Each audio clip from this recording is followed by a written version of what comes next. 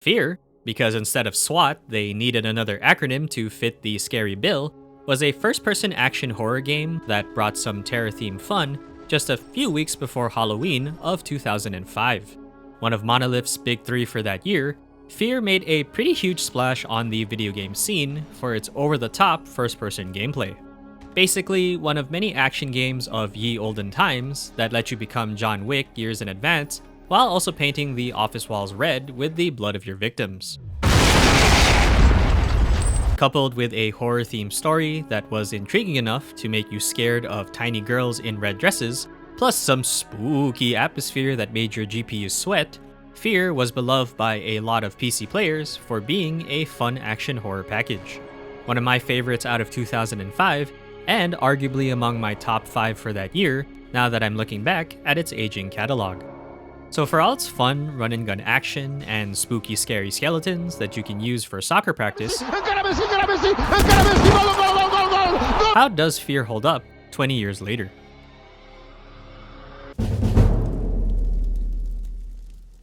What's the first thing you remember?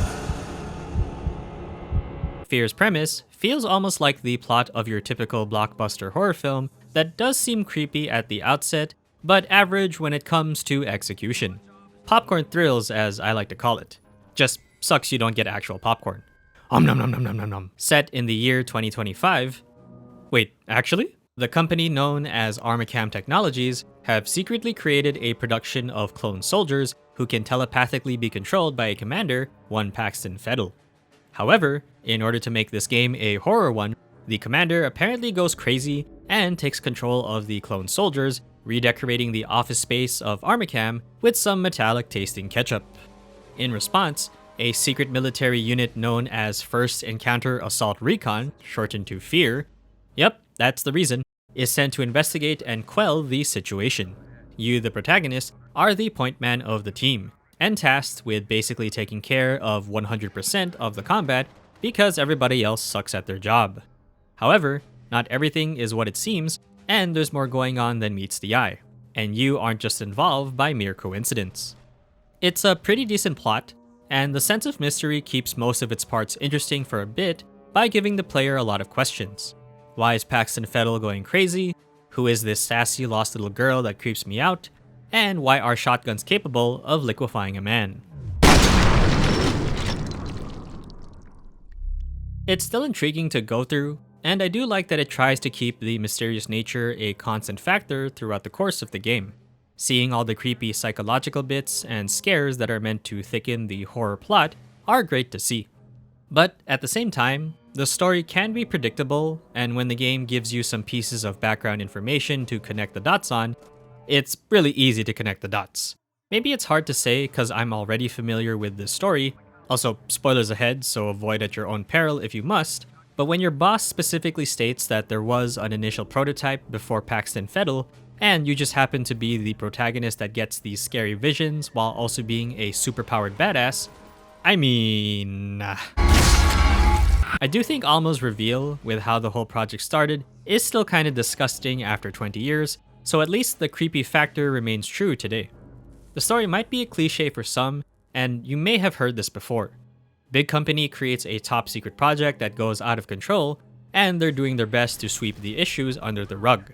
Too bad those issues were given a rug instead of a blanket. Thus the outside third party, aka you, are the only coincidental force that can stop it. Everything else can be a bit forgettable too. The various characters hardly count as dynamic, and most of them are just there to add some basic personality. He's alive. Should I call in a medevac? He doesn't appear to be injured, although I don't know how he survived. Worry about that later.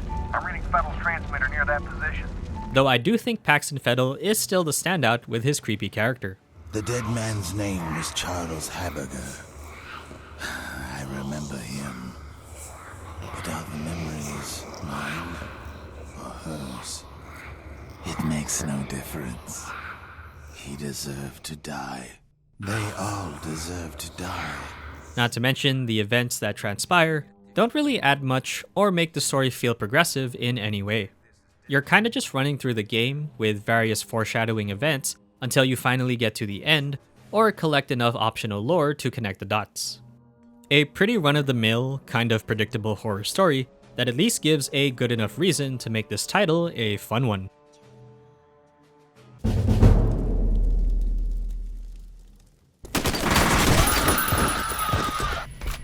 One of the main reasons F.E.A.R was a hit, the gameplay is an action-packed shooting gallery that'll give you all the tools you need to feel like a superpowered action movie star. Kind of a John Wick with kung fu and slow motion effects. Or The Matrix. A standard first-person shooter where you'll be moving from level to level blasting baddies with some additional bells and whistles. You get to carry up to 3 weapons, so you're a little better off than Master Chef. You can lean left and right, so you siege players can feel right at home, and you get to have grenades that explode on contact. Don't know how that works, but it feels good. The more unique aspects include the slow motion and is actually quite important if you want to take on multiple enemies without losing a chunk of health. Even on the normal difficulty, enemies can hurt you if you get too complacent. But setting up ambushes and taking out groups of enemies in a single instance is pretty rewarding if you play your slow-mo cards right.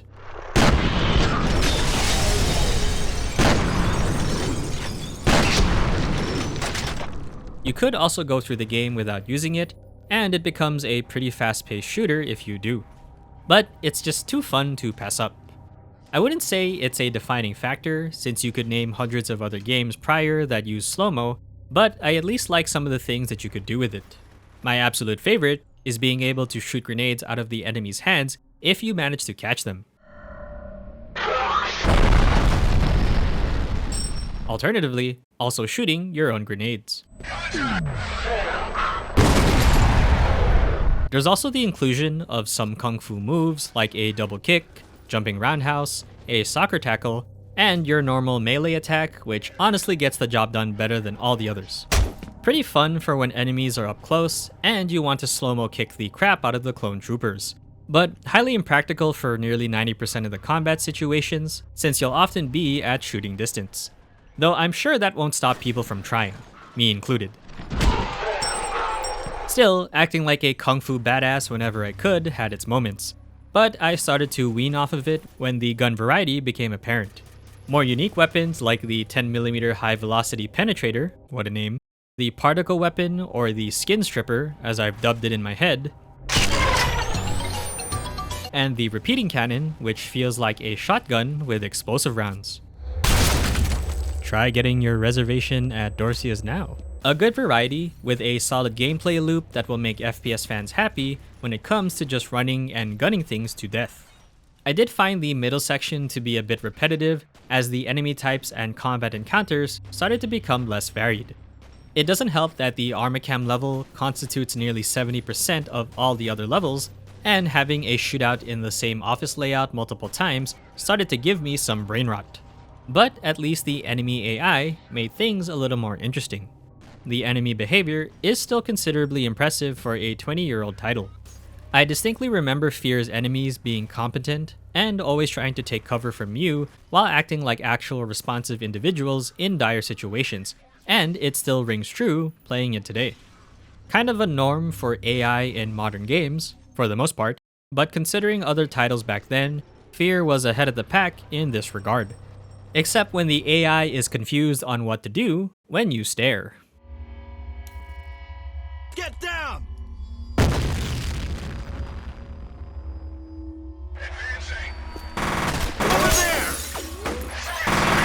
It's still a fun action movie shooter where you get to be a superpowered badass taking on hordes of enemies. Nothing overly complicated either, so a kind of head empty type shooter that still feels good and also letting you make the other enemies head empty.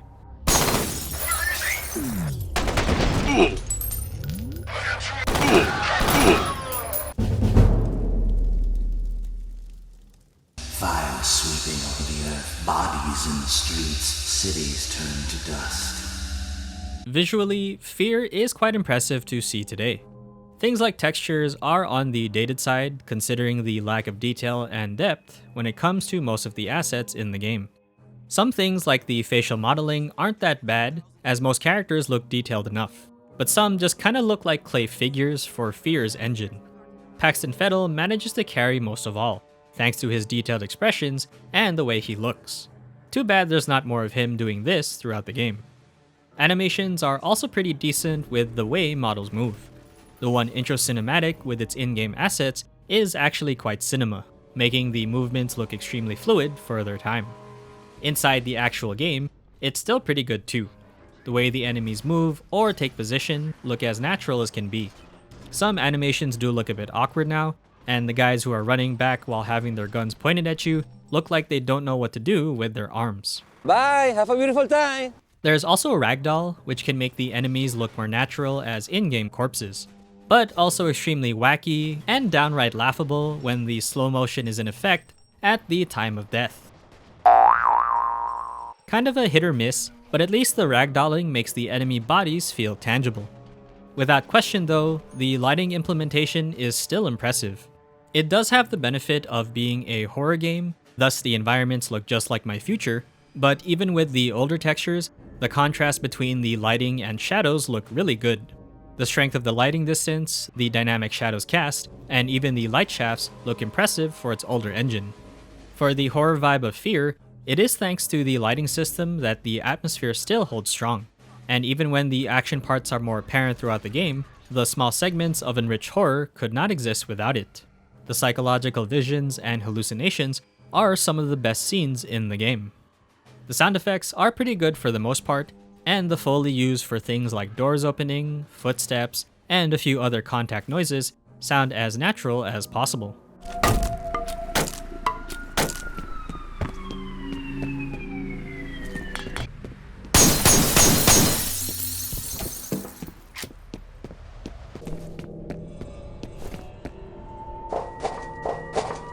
But a few weapons and some other objects sound a bit too artificial.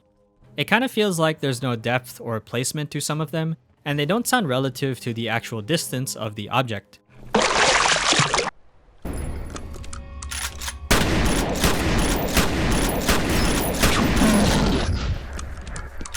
Honestly, not going to be a big deal for some, but my ears just happen to pick up a few irregularities. The musical implementation is also great. There's a few musical effects that are used for certain scenes, and they really add to a lot of the horror segments. But it's also the actual musical tracks too. A lot of good ones used to establish the mood and feel of certain scenes, like a debriefing, This wacko's name is Paxton Fettel. a shootout,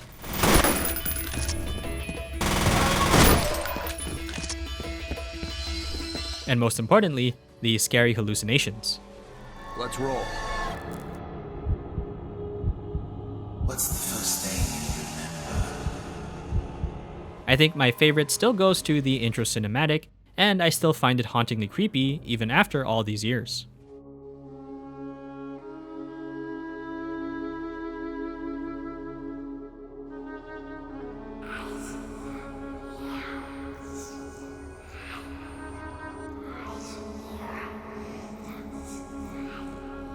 The voice casts are okay for the most part, and like I mentioned earlier about the characters, they have some basic sounding personality to them, but nothing that feels really interesting or distinguishable other than Paxton Fettel. Hey, back already? See anything? You guys about done up there? Our day's just getting started. You boys run along. I'll be busy here for a while. You again. They tried to bury their sins, but instead planted the seeds of their doom. A war is coming. I've seen it in my dreams. Fire sweeping over the earth, bodies in the streets, cities turned to dust. Retaliation. Though Alma can be a bit creepy with her ASMR whispers.